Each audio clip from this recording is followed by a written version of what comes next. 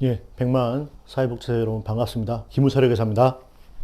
예, 자주 보죠? 예, 오늘 공익법인회계 기준 5번째 시간이에요. 제가 요 강의를 이거를 어떻게 몇 번에 끊어서 할까 하다가 특별히 생각 안 하고 제가 그냥 흐름대로 끊습니다. 그리고 너무 길지 않게, 그리고 테마별로 뭔가 좀 너무 연결되는 데서 끊으면 좀 흐름이 끊기니까. 아무튼 그래서 오늘은 이 공익법인 회계 기준으로 5번째 시간이고, 자산 분류에 대해서 저번 시간에 우리가 재무상태표를 했죠. 그리고 자산에 대해서 다시 한번 이제 분류를 얘기합니다. 사실은 회계에서 가장 중요한 게 뭐냐라고 얘기한다면은 자산이라고 말할 수 있어요. 자산. 예, 자산입니다. 자산이 모든 어떤 활동의 원동력이에요. 원동력. 근원입니다. 즉 뭔가 재산이고 그걸 가지고 뭔가 활동을 하는 거죠. 그렇죠? 그래서 중요하고, 그게 중요하니까 회계에서도 나름 분류가 좀 더 세분화되어 있어요. 부채는 이렇게까지 분류를 안 하거든요. 예. 근데 자산이 이렇게 분류합니다. 그 자산이 뭔지 다 아셨죠? 아까가 아니고 저번 시간에 우리 했으니까. 저는 뭐 요거를 지금 이어서 찍어서 아까라고 제가 얘기했는데, 자산이 뭐냐? 쉽게 얘기하면 재산입니다. 재산. 즉 우리 사회복지법인이 가지고 있는 모든 거를 자산이라고 할 수 있어요. 자산. 그 자산은 어떻게 우리 유동과 비유동으로 구분을 했죠. 어떻게 구분했습니까? 1년 기준으로 1년 이내에 돈이 뭔가 돈으로 바뀌어서 들어올 걸로 예상이 된다 하면은 유동. 돈으로 바뀌긴 바뀌는데 속도가 좀 더뎌요. 느리게 된다. 그게 바로 비유동입니다. 그렇죠? 이렇게 일단 구분을 두 개 하고요. 유동자산에는 종류가 이런 게 있습니다. 우리 나중에 요쪽을, 요거 있죠, 요거를 나중에 얘기하겠지만 제가 요거 계정 과목이라고 해요. 계정 과목. 계정 과목이라고 합니다. 즉 표현 단위예요. 표현 단위. 이름표, 이름이에요. 요 분류고요. 분류. 요 분류 얘기를 좀 할게요. 유동자산은요, 이런 게 있어요. 현금. 당연히 유동이죠. 그렇죠?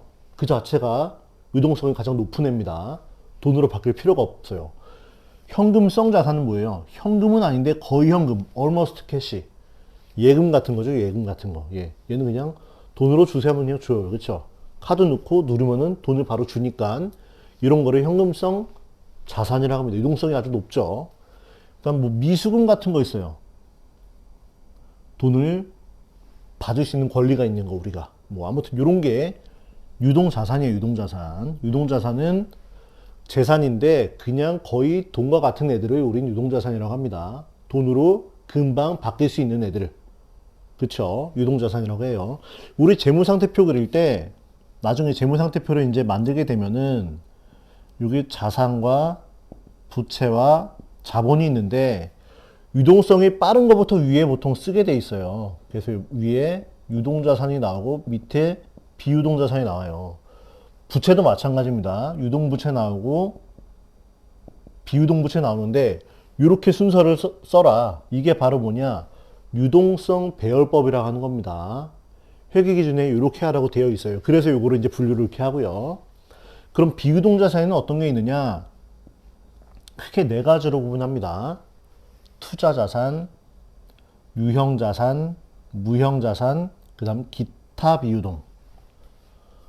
요 각각의 단어를 보고 의미를 파악할 수가 있을 거예요. 투자자산은 뭐냐? 우리 법인이, 사회복지 법인이 돈이 좀 있는데 그냥 돈으로 묵히기는 아까워요. 다른 데 투자하면은 뭔가 투자 수익을 낼 수가 있을 것 같아. 그런 경우가 있죠. 돈이 아주 행복한 고민입니다. 그래서 얘를 그냥 통장에 넣지 말고 예를 들어 3년 만기 정기적금에 넣자. 그럼 이자를 더 준대더라. 넣을 수 있겠죠? 즉 원래는 얘였던 애를 얘로 바꾸는 거예요. 그쵸? 돈을 은행에 넣고 이렇게 상품 가입하는 겁니다. 왜? 뭔가 투자 수익을 올리기 위해서. 즉 투자 자산은 뭐냐? 사회복지법인이 어떠한 투자 수익을 좀 높이기 위해서 가지고 있는 재산을 투자 자산이라고 한다. 이런 게 있어요. 계정 과목으로는 장기 금융상품. 요게 뭐 3년 만기 적금 같은 거 장기. 장기는 비유동하고 일맥상통하는 개념이에요. 그럼 유동하고 일맥상통하는 거는 단기라고 했죠. 단기. 단기 금융 상품도 있습니다. 걔는 유동자산이고요. 장기는 1년이 넘어가는 투자 기간 가지고 있는 거. 우리 주식이나 채권을 살 수도 있을 거예요. 예, 제가 아는 어떠한 사회복지법인은 이런 거를 가지고 있는 데가 있습니다. 예, 채권, 우량 채권에 좀 국공채나 이런 데에 운용을 해가지고 이자를 좀 더 받는, 예, 현명한 거죠. 그쵸? 그렇다고 아주 투기성으로 위험한 데다 넣으면 안 돼요. 그쵸? 예, 그러면 안 되고.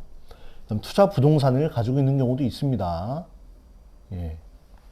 근데 뭐 흔치는 않아요. 사회복지법인들이 아주 뭐 돈이 많고 이런 데가 아니기 때문에 흔치는 않습니다. 근데 투자 자산을 가지고 있을 수 있어요. 이 보유 목적은 뭐예요? 투자 수익을 올리기 위해서. 투자 수익을. 우리 투자 수익은 보통 뭐냐? 이자나 배당이나 시세 차익 요런 게 투자 수익입니다. 그쵸? 일반적인 영리기업에서는 되게 많아요. 이게. 예. CFO들이, 재무이사들이 이런 거 결정하는 겁니다. 사회복지법인은 사실 CFO라는 개념이 있는 건 아니에요. 그렇죠? 예. 흔치는 않지만 나올 수 있다. 투자자산. 이게 투자자산이에요. 목적은 뭐다? 투자 수익을 올리기 위해서 사회복지법인이 보유하고 있는 재산, 그거를 투자자산이라고 한다. 예. 유형자산은 뭐냐? 얘는 형체가 있다. 있을 류입니다. 흐를 류가 아니고 형체가 있다는 거예요. 형체가 있다는 건 뭐예요? 형체가 있으니까 눈으로 식별이 잘 되겠죠. 눈으로 우리가 쉽게 볼 수 있는 덩치가 큰 덩어리가 있는 그러한 자산, 재산을 의미한다. 대표적인 예가 이런 겁니다. 토지, 건물, 비품, 차량 운반구, 그쵸? 물품들, 이런 것들이 유형 자산입니다. 예. 다 아시는 겁니다. 그쵸? 이 유형 자산의 보유 목적은 뭐예요? 아까 투자 자산의 보유 목적은 뭐였어요? 투자 수익을 올리기 위한 거죠. 유형 자산은 투자 수익을 올리기 위한 목적이 아니죠. 얘는 왜 가지고 있어요? 사회복지 사업, 사회사업 활동을 위해서, 즉 법인의 주된 활동 위함이다. 요거를 영리기업이라고 친다면 영업활동이라는 표현을 씁니다. 예. 영업활동이란 말 약간 좀 그러니까 그냥 뭔가 사업활동을 위해서, 사회사업 활동을 위해서 보유하고 있는 거. 예를 들어 토지 건물을 보유하고 있는데 요거를 사무실이나 복지관으로 쓰면은 유형자산이에요. 분류가. 그쵸? 근데 그게 아니고 얘 값 오르면은 팔아야지. 투자 목적으로 가지고 있으면 그거는 그때는 투자 부동산이죠. 그때는 투자 자산이라는 겁니다. 즉, 뭐 비슷한 부동산이라 하더라도 보유 목적에 따라서 분류가 바뀌어요. 예.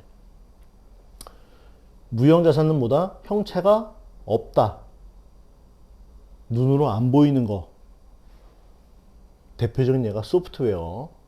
소프트웨어입니다. 예를 들어 뭐 윈도우, 뭐 오피스, 뭐 이러한 ERP 시스템 같은 거를 뭐 샀다.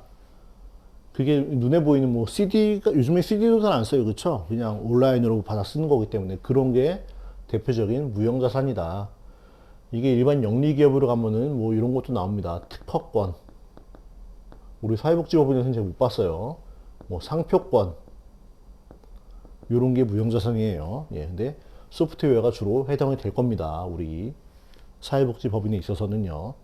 그리고 기타 비유동자산, 비유동이긴 한데 여기에 속하지 않은 것들 기타로 묶었습니다. 대표적인 예가 임차보증금. 우리 보증금이 건물 주인이 있고요. 세입자가 있습니다. 그렇죠?